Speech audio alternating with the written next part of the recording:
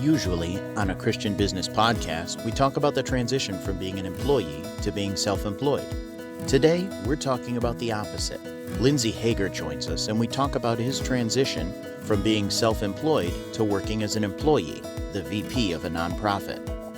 He'll talk with us about how to maintain your personal convictions even if the organization you work for doesn't. We'll also talk about how the relief of the added stresses of being a business owner can allow you to focus on other ministries.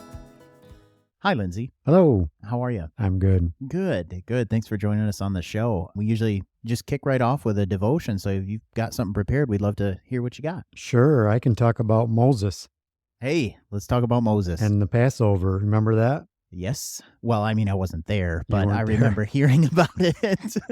All right. Well, you can interact with me a little bit. So as I'm talking, you think about what you remember about the Passover Okay. and some of the things about that. So we're going to talk about that a little bit. So in Numbers chapter 9, Moses and the Israelites were camping in the wilderness, Right. and God says, I want you to observe the Passover. Mm-hmm. And if you remember, the Passover, the first time they did that was when they were getting ready to leave. Right. And there was a strong dictator at the time that didn't want them to leave. Mm-hmm. But the Passover resulted in that dictator, Pharaoh, letting them leave. Right. But the Passover itself was very prescribed, very strict. Remember that? Mm-hmm. So Right. what happened to people when they didn't follow the Passover? Well, they lost their firstborn. Right. That's right. So when God mentioned that the second time he wanted them to observe the Passover was in the wilderness. Mm-hmm. And I would imagine if it was your family and my family and God said, hey, you need to observe the Passover, it'd be a little bit alarmed. What's going on? Right. The last time we did this. Right. And so they're like, well, we need to go through all those very detailed rituals. And he says, yep. So that's where they find themselves.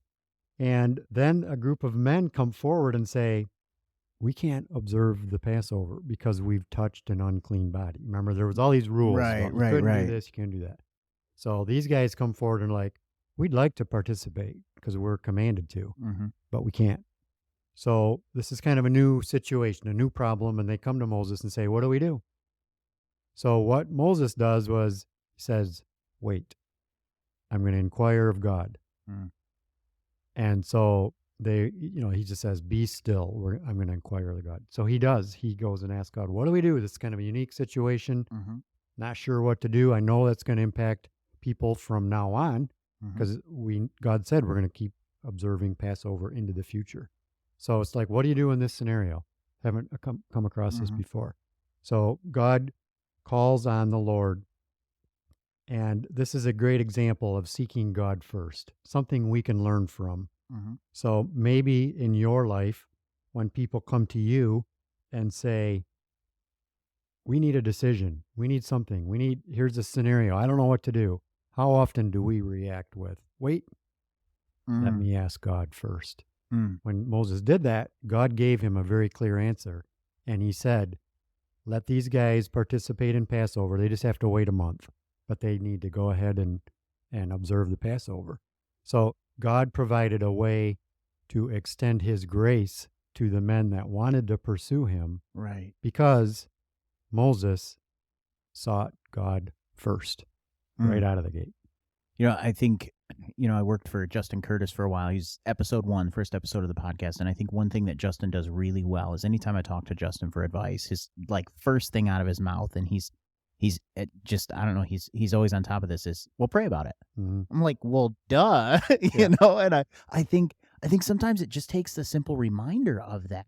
But, we have this story in the Bible that we've all heard 100 times of the Passover. Like you said, what do you remember about it? Well, I wasn't there, but I could probably tell you quite a lot about it because of the number of times I heard it. And here it is, this perfect story of Moses going to God first, and it's all over the Bible. And so we see this pattern, and then we're so slow to do this. So I don't know if we need a string around our finger or people like Justin, but now I'm going to hold you accountable to holding me accountable, Right, Lindsay, for for asking God first. Right. And some people, I think, as Christians, they're more inclined to do that. It's more of a reflex. Right. And that's what we all need to implement and exercise, that reflex. Mm-hmm. First thing we think about. Most men that I know are problem solvers, right? It's like, give me a problem, Yep. I'll figure it out. How do you do this? Uh-huh. What's the reflex to solve the problem first? Mm-hmm. Go to the Lord. Get on your knees. Wow.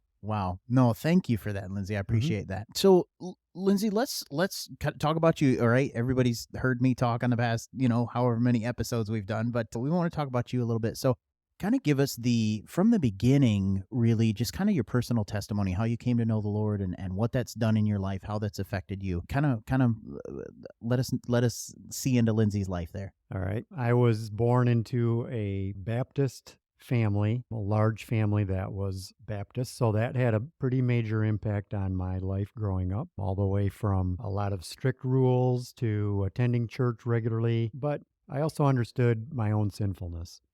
And at 8 or 9 years of age, vacation Bible school at a different church, raised my hand, went forward here, heard the gospel message, which I'd heard before, but committed my life to Christ at a pretty young age. So maybe not the dramatic change of lifestyle, but definitely an ownership of my sinfulness and confession and repentance of sin at that time. I think that a lot of times, you said not a dramatic change of lifestyle, and we've heard every episode we hear, whoever's sitting in that seat, that personal testimony, and a lot of these folks, that's their story. I was raised in a Christian home, and so it wasn't like this, this huge change. Well, I was on drugs and sleeping around and this and that and the other thing. I was kind of a little church kid, and then I, but that recognition of sin was huge. That's where I was too. Is that recognition of sin in my life was like the big boom moment. But I think for me, there was a tendency to be very obedient, very conformist, very rule-oriented. And going through my teenage years, it was always a list of don'ts. Don't smoke, drink, or chew, or date girls that do, right? That's exactly it. That was exactly it. So, for me, and I was a public school kid. I was really heavily involved in a lot of extracurriculars, and pretty much all of my friends were unsaved. So there was a lot of temptation there, and it was still, you go to the line and you stop at the line, but you stay pretty close to the line. Right. Let's toe the line. So did you see kind of your faith going in and out, or did you pretty much stay on that same side of the line? I'd say I pretty much stayed close to the line. Close to the line, but on the same side the whole time. But on the very close, but on the right side of the line as far as outward appearances. But what was going on in your heart? Yeah, so you say that. Yeah, as I went to college, I went to Christian college, which is now Cornerstone. Met my wife now, Vanda, at Cornerstone, and she was raised the same way. Interestingly, we get married, we finish college, and then we go to a new church that starts talking about freedom to serve. And that just was life-changing for both Vanda and I. Very foreign concept of, why are you living in a world of don'ts and can'ts when you can be living freely to glorify God? And that really was a huge change for me and for Vanda in our own lives. So you early on kind of had a recognition of your sin, and I think some people, me included, that freedom concept, you had mentioned that in terms of from rule following to service.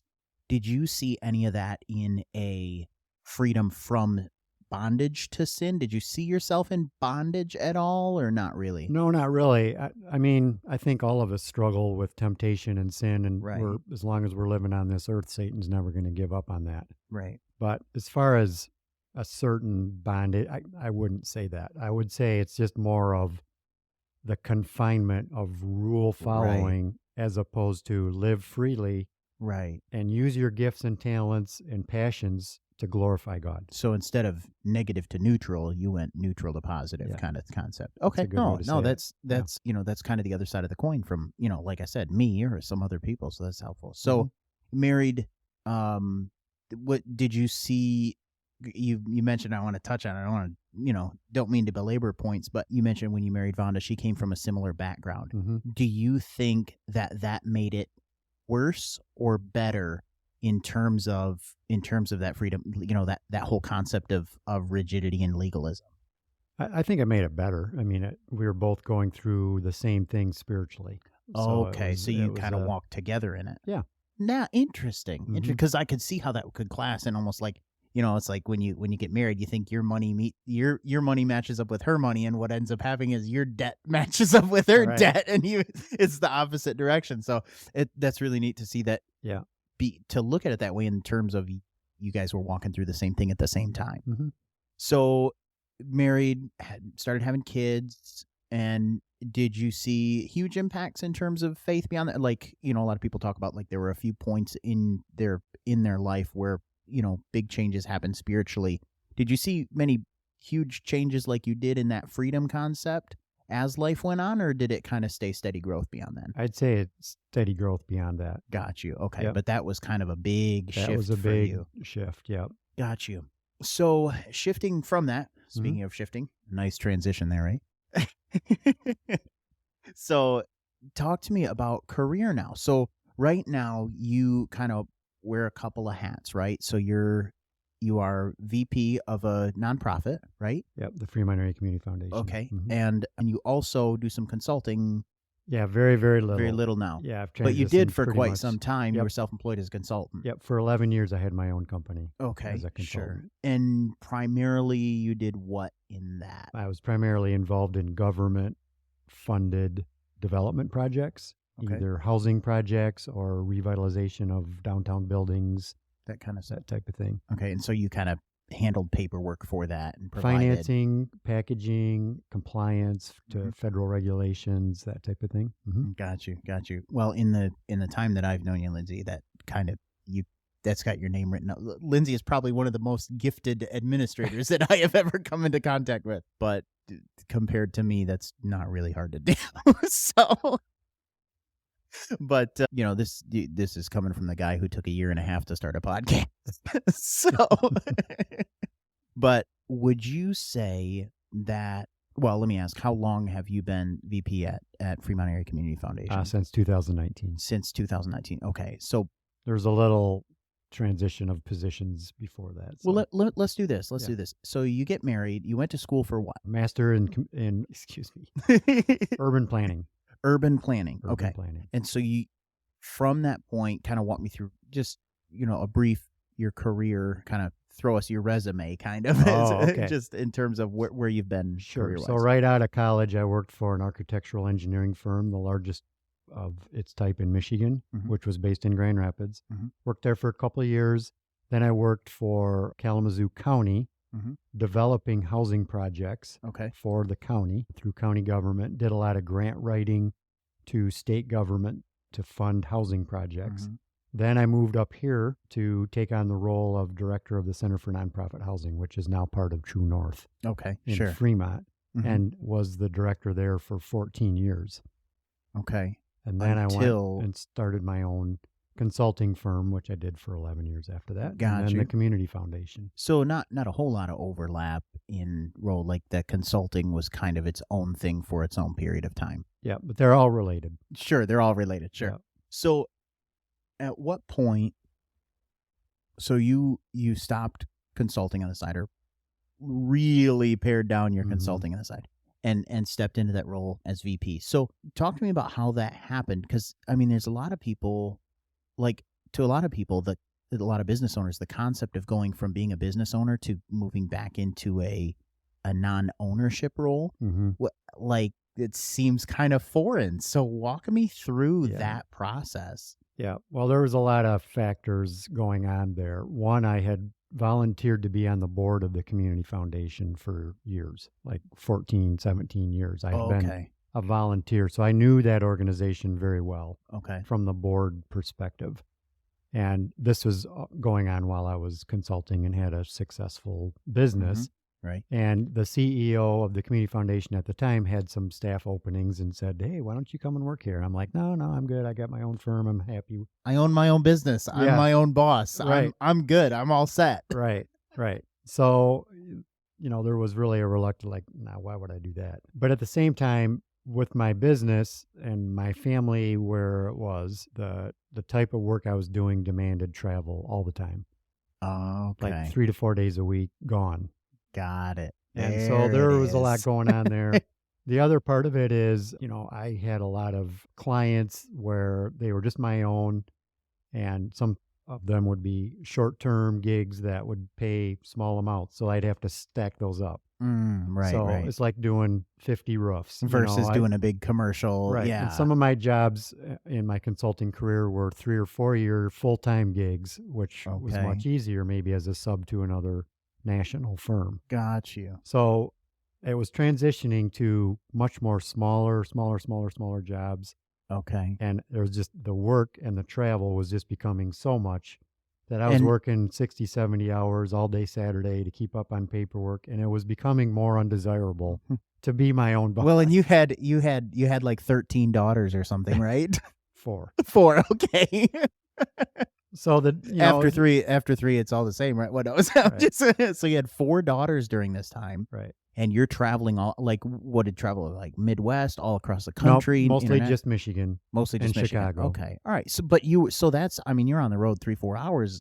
I mean, you can be on the road in Michigan for 8 hours and still be in the state. Right. So And a lot of my jobs were like that. I mean, I had a regular job in Petoskey where I was there 2-3 days a week, every week for 5 years in a row. Oh, wow. So it was a good job. I liked it, Mhm. but it was Tuesday through Thursday in Petoskey. So Vonda was at home, has been at home the whole time. Did Mhm. Vonda step into any kind of a career?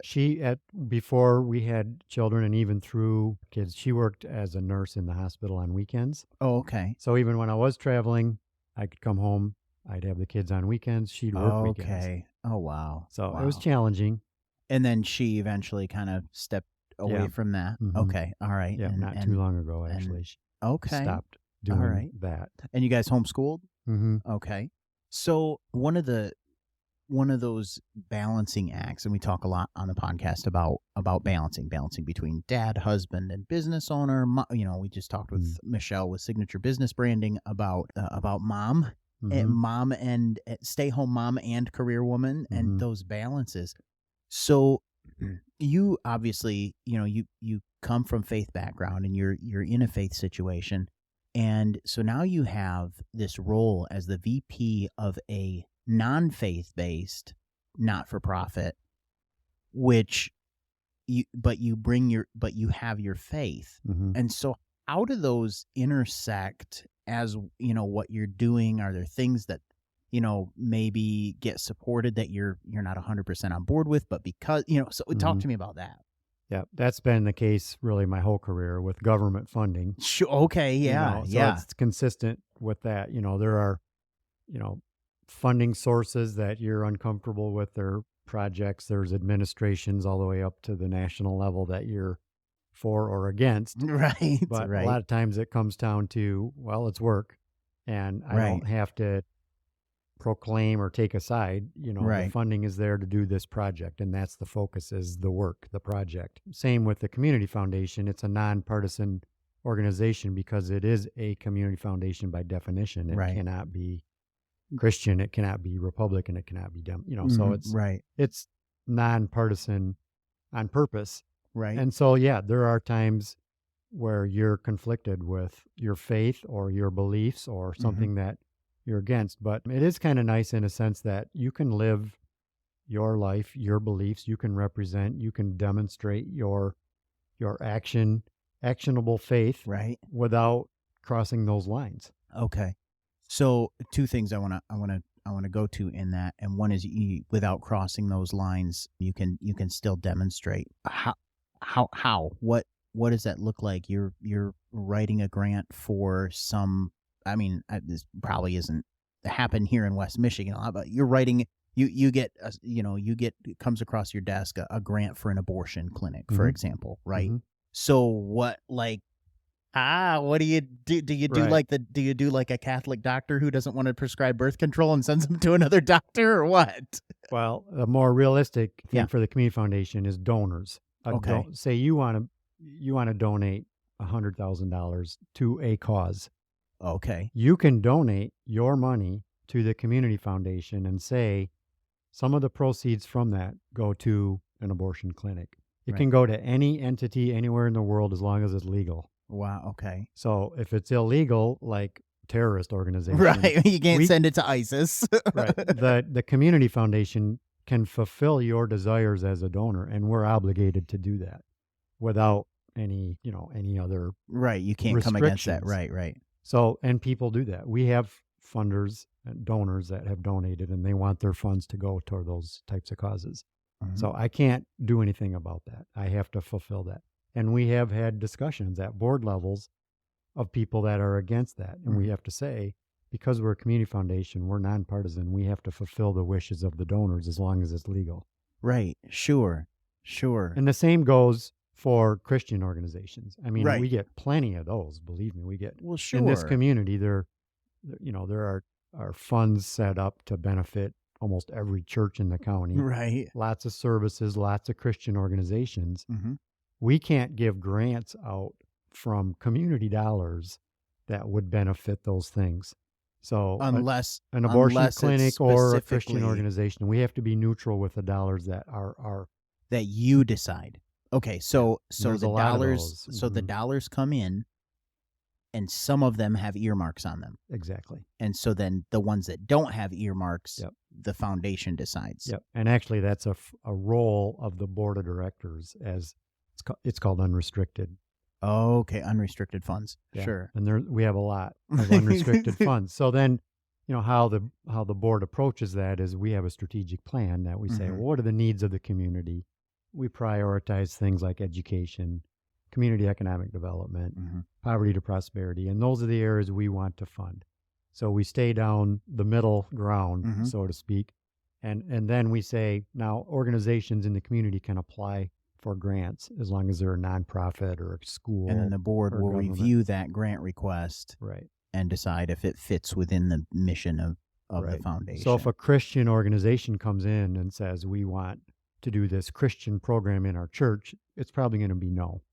Okay. Because a condition of that program is to come to our church, then we can't go there as Right. a nonpartisan organization, just like a government grant. But I could donate and say, I want to set up a fund for churches to be able to do such and such at the church. Yes. And that- then you can do that. lots of those. Okay. Now, why wouldn't this is just some curiosities, and forgive me if this is boring to you listening, but give us another shot of the next episode.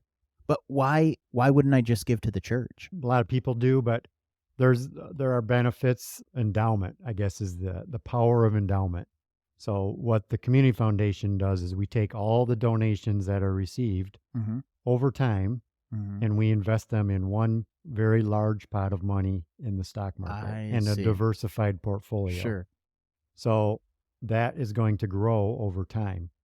And so that's called the endowment fund. I see. So I could donate $100,000 and say, give the growth to this church every year Yeah. or whatever. Yeah. If you just gave it to the church, they'd probably spend it. They'd probably spend But $100,000. what the community foundation does is we invest it, and we only take 4% of the returns and grant that out. So it grows and grows and grows and grows. So if you give 100,000 10 years from now, and it's it gonna grows be, 7%. It grows at 7%. and we only give 4% out. The 4%. 3%. Do you plus give the 4% of the 7%, or do you give Mhm. 4% of the total? 4% of the 7%. Really? So it grows. So that's No how kidding. the community foundation as a whole has assets worth about $300 million. Here in Little West Michigan.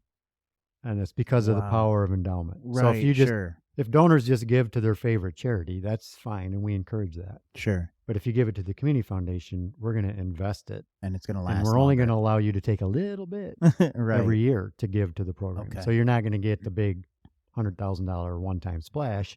You might get $3,000 or $4,000, $8,000 a year Got you. to use, but you're going to increase that over time. Whereas if I wanted that process to still work with a small church, and I wanted to give them $50,000 and have it be like an endowment, now they're trying to invest that on their own and manage it on their own and all that kind of stuff. There's just give it to the foundation and say, I want this for this church. Mhm.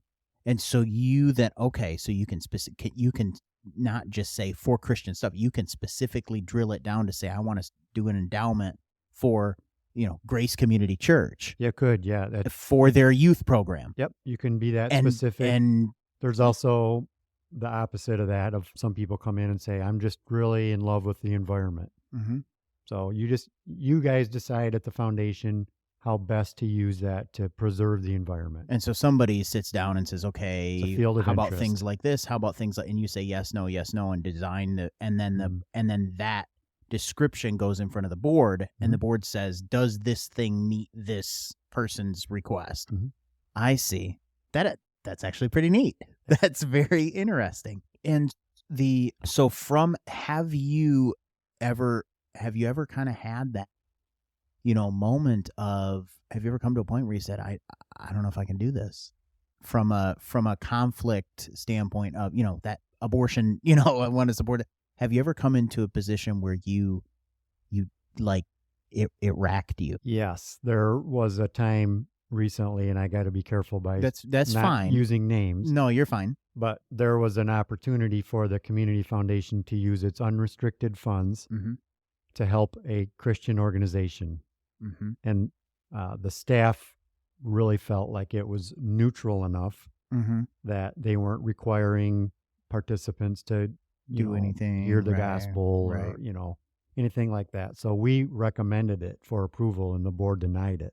Okay. So we had to give the message to the organization that it was denied, and they were just devastated. Right. So it was very difficult, not only as a Christian, but just as, to me, it was just a good use of funds. Right. Sure. But But the it was a little reason too close for the board. the board felt that it was just too Christian to be Right, neutral, right. and Mhm. I respect that. Right. I do respect Respect that, that. because we do have to be careful with the IRS or whatever. Sure. So that's what their concern was. But that one was quite What about the meaningful. other way? Something that you didn't want that, and Well, that again, I know was you funded. can't. Yeah, and again, we don't need the specifics of it, but just I want to hear what went on in your heart, that kind of thing. There really aren't a lot of those. Really? I mean, Okay. as far as morally against, Okay. 'cause we don't have that many organizations in this community Right. Okay. that Sure. would qualify for These kinds a of grant things, or right. even apply for a grant. There's So not there's not an abortion clinic here in town. Right. right. That would probably be it if there was. but Right, haven't had right. that happen. So okay. I mean, there may be some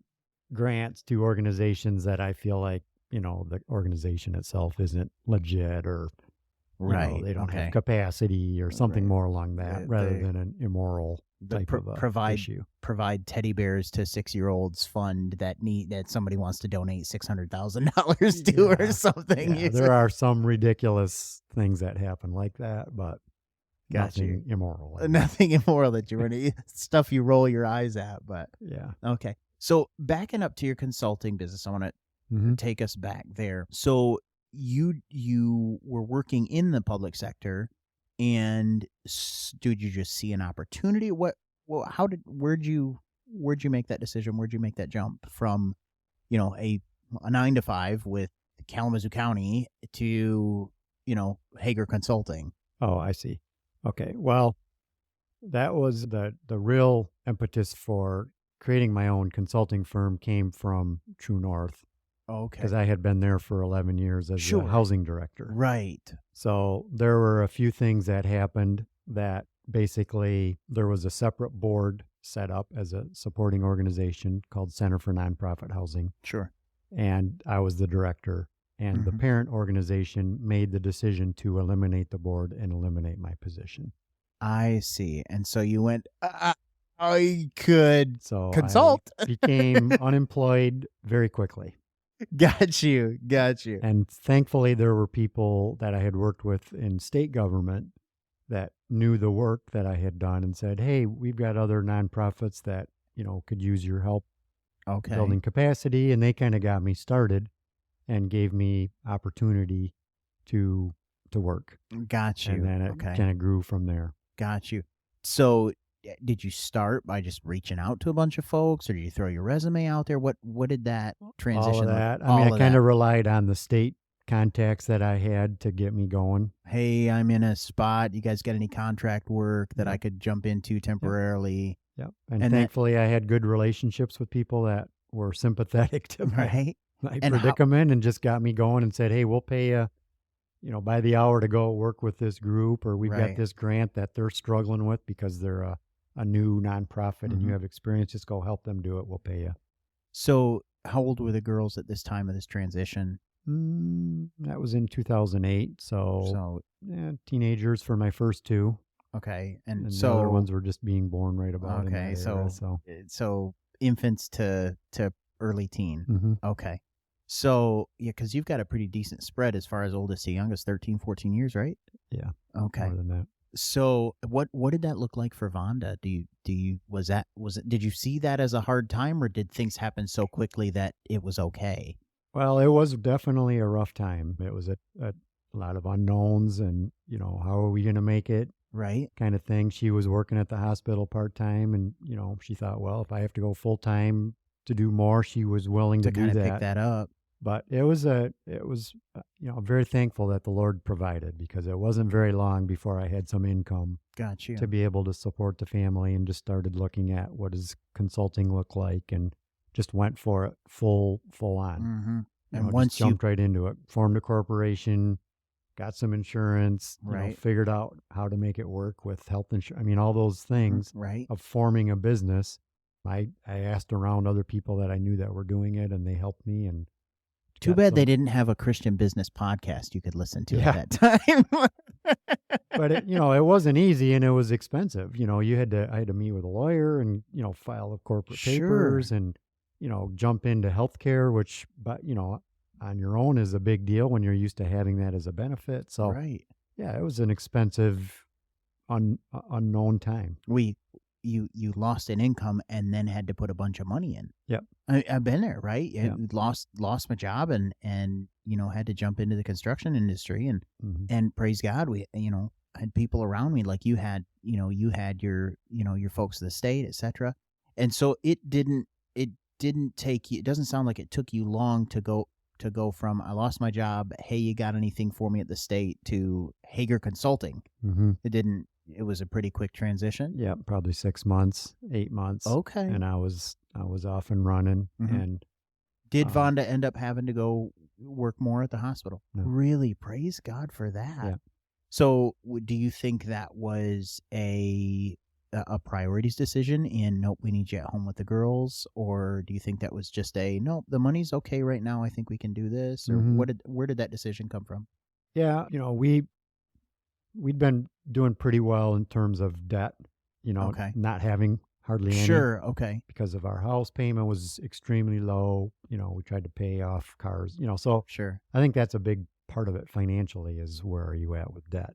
Well, and you had an income and a half for a Mhm. while there, and so okay, so being prepared financially was a big part of that. Yeah, we had reserves. We were Sure. digging into reserves and living off To of pay those. lawyers and Right. And I did get a little bit of unemployment, a few things to kind of get us right, to through. kind of And keep you moving. as But quick as I could, I was, I knew I needed, and I was willing to do anything, sure, and anything to bring income. right, So, I remember for a time there were some local farmers here that were like, "Hey, can you help me do some office work?" right, I'm right. like, "I'll do anything." Sure. What do you want? You pay me minimum wage, I'll do it. And I Right, did right. some of that. Okay. So I was just willing to do whatever to put food on the table. To do whatever it took to put food on the table. Yeah. Was Vonda or the girls ever involved in the business?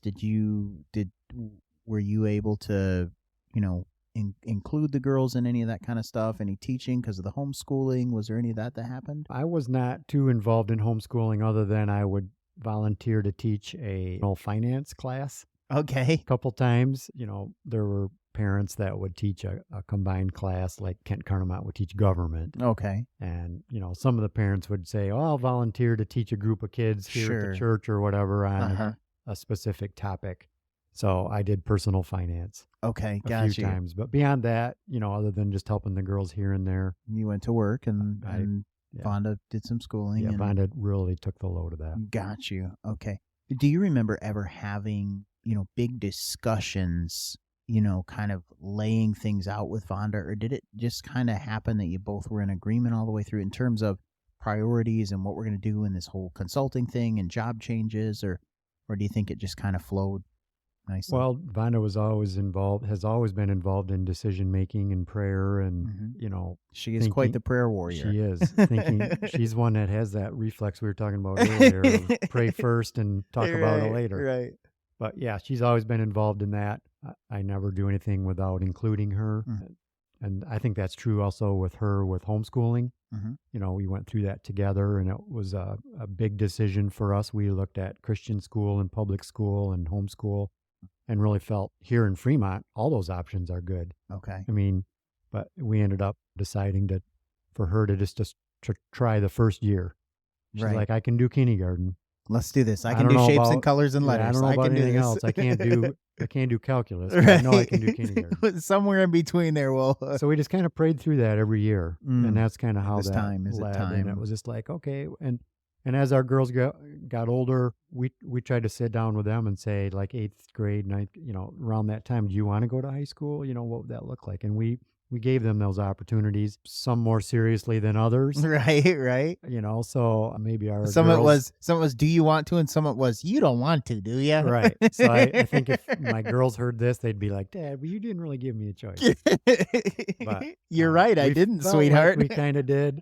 At least we prayed about that and talked about it and faced that. And a couple of our girls did go to either career tech, or like Willow went to Fremont High School for the last semester of her senior year. Right. So they did have a little bit of exposure to that. But those were all decisions that we made together. It was it wasn't like, hey, we're both in agreement, let's keep moving. It was, so you did talk about that kind of stuff. Yeah. Lindsay, we talked with a pastor on here, and there's a couple more that I've got in mind that I'd like to pick their brains. But, the pastor in the kind of that full-time ministry role, and, the gospel is their job kind of concept. And then there's the business owner, the contractor, the realtor, the farmer, etc. And it's it's almost exactly the opposite. They've got their 9 to 5, and then the gospel works in through that. Yours seems almost like it's kind of a middle ground, because your job is in a way charity, right? But not quite, because it's not necessarily Christian charity, right? So do you see your job as more of a job, or do you see that as part of your ministry? And I'm not talking about, sharing Christ with your cohorts or something, but do you see what you're doing with the foundation as ministry in those times where it can lean that direction? Or do you see it as, nope, this is my 9 to 5, and my ministry is to the people around me at work and outside of work? Which way do you see it? The latter. Yeah. It's when I am proactive about thinking about my day, which I try to do each morning, it's the people I'm coming in contact with that day. Got you. How can I encourage them? How can I activate? How can I contribute something myself to the organization?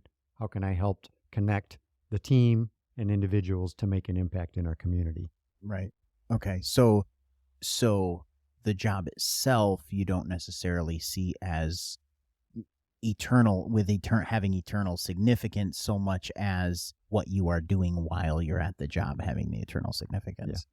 Got you. Well, and especially with a nonprofit that's specifically nonpartisan, unbiased, right? Because I think we talked with Michelle about the community closet here in Fremont, and that is a Christ-centered organization. And so that is kind of, so do you find yourself looking, so you have that 9 to 5 going on. Do you find yourself then looking outside of that in terms of church and parachurch ministry, etc., to really pour yourself into? Or, well, I'm not going to say or, because I keep asking you closed-ended questions and you keep answering them. I'll give you a yes or no. I think it's both. Okay. Really, our gifts and talents should be used to their maximum at work. Right. And those are God-given gifts and talents, whether it's administration or encouragement or something else. You have opportunity, hopefully, to use those at work. Right. And if you're not able to do that, I think you should look for a different career. But there's still opportunities for ministry that you should be using your gifts and talents in your church and even in your community. Mhm. So I think it's all of those things. Mhm. It's your job, it's your family, it's your community, and it's your church. Just a kind of a opinion question and let us in a little bit. If you didn't get paid for what you do, but your bills were paid, would you still do what you do? Would you volunteer at that organization? Yeah, I probably would. I mean, the organization itself is viewed very, very positively. Yes. So I work for an organization that 98% of the people think, wow, what a great place. Oh, absolutely. What It's a great fantastic. thing. And they've done great things in the community. My goodness, you Yeah. look around you and you just see just the vast amount of financial support that is poured out. And again, maybe I've not done well at speaking highly of this, because it is huge. Right. I am the recipient growing up in the community of multiple of these funds. Scholarships when I was in school. Right. We do work for the Center for Nonprofit Housing in their home repairs program, and that is partly funded by the Community Foundation. So don't get me wrong, there's fantastic stuff going on, but so it's a good cause to work for. But you still do operate ministerially outside of work, of course. You're involved with community Bible study, right? Your gifting in administration, is that something that is that heavily used in your capacity in CBS? A little bit. I'm assistant teaching director. Kent Carnamont is the teaching director. So, I will substitute for him on wrap-ups. And so that's a big challenge for me. It's public speaking. It's not necessarily something I pursue, but it stretches me. Like getting on a podcast or something. Right. It's okay. We've only had 100 listens so far. Don't worry, Lindsay. Yeah, I think there's only the three of us will ever hear this. So that's right. All four of you listeners, right? Thank you for continuing to replay the same episodes to keep our count up. Right. So, yeah, but where are other opportunities, and what am I doing in church? Is it using my gifts and talents? Am I pursuing something different, or if I'm, in a rut or whatever? And I think that's a good question. Right. Am I using my talents for God's glory everywhere, every day? Right. So there's, do everything you do to the glory of God. And then there is do everything you do to glorify God, Right. So it's like, I think there's two pieces there. There is, and we talked about it on Sunday of eternal significance, right? Where what is eternally significant that we do. And your work at the foundation does provide things like housing, etc.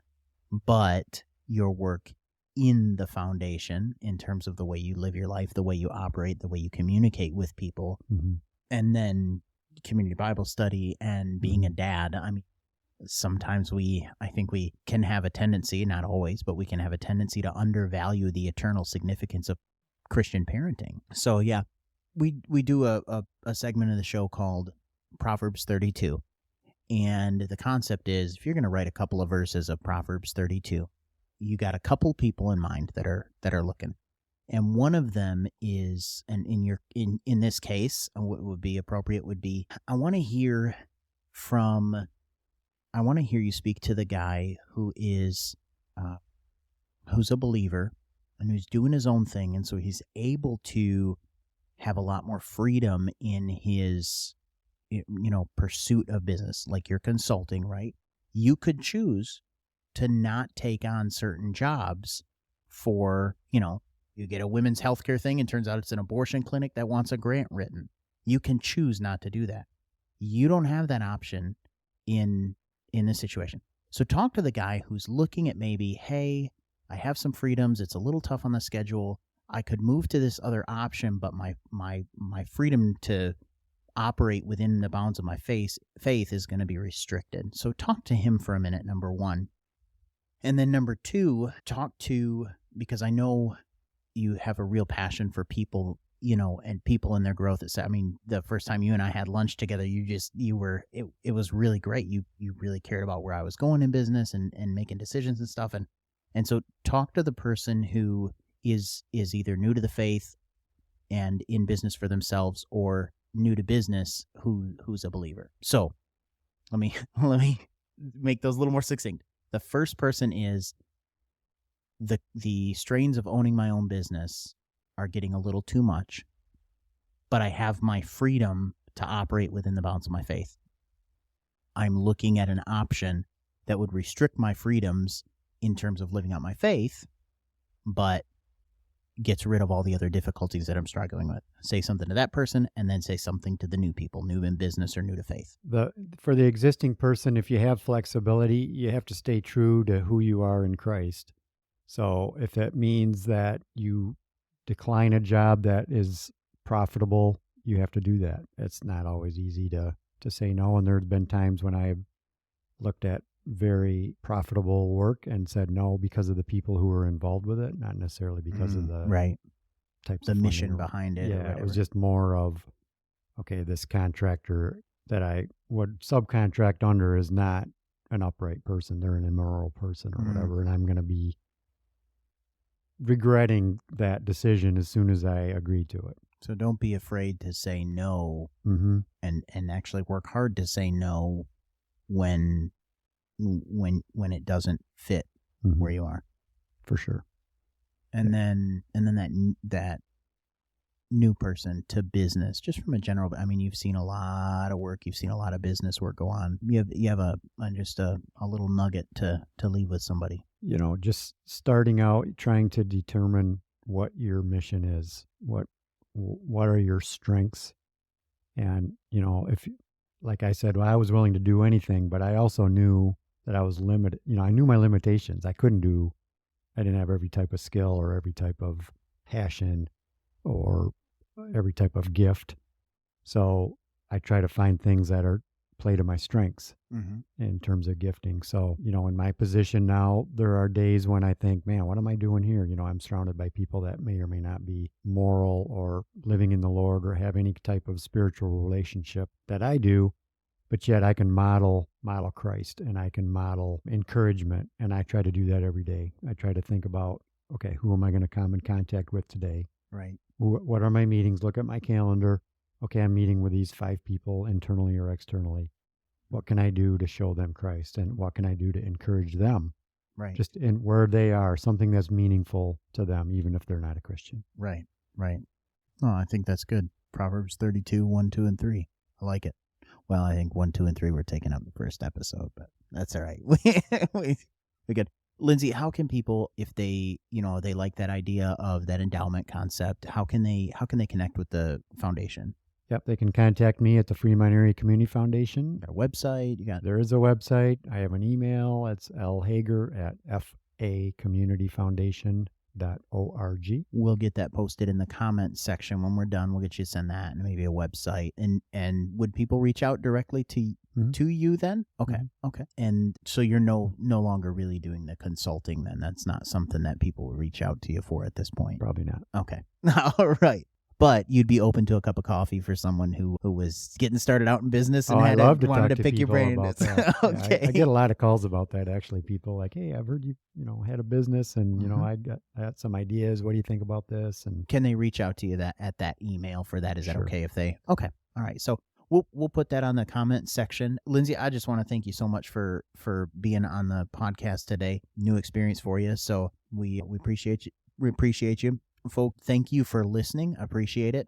I want to thank Forrest Lord of Green Ridge Realty for taking care of tech here. And I want to thank Michelle with Signature Business Branding for providing all of our design information. You can find her information on her episode, Michelle DuBois.